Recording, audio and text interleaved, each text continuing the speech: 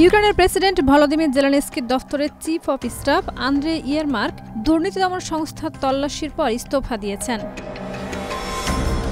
রাশিয়ার সঙ্গে চলমান সংঘাতে দেশটি অনেক চাপের মধ্যে রয়েছে। তার মাঝে জেলেনস্কি ঘরোয়া রাজনীতিতেও চাপে পড়লেন।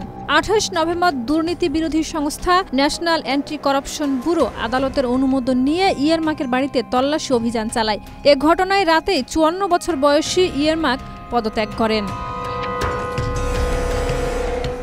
ইয়ারমার্ক জেলেনস্কির সবচেয়ে ঘনিষ্ঠ উপদেষ্টাদের একজন ছিলেন। তবে সাম্প্রতিক মাসগুলোতে তার বিরুদ্ধে বিভিন্ন দুর্নীতির অভিযোগ উঠেছে।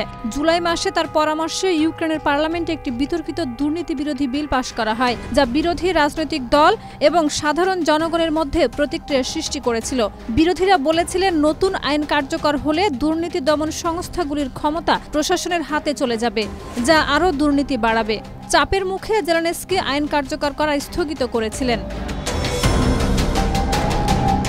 সূত্রের খবর অনুযায়ী ইয়ারমার্কের বিরুদ্ধে সরকারি সিদ্ধান্ত প্রভাবিত করার জন্য অর্থ নেয়ার মতো দুর্নীতির অভিযোগ রয়েছে। তবে এখনও তার বিরুদ্ধে কোনো ফৌজদারি মামলা দায়ের করা হয়নি।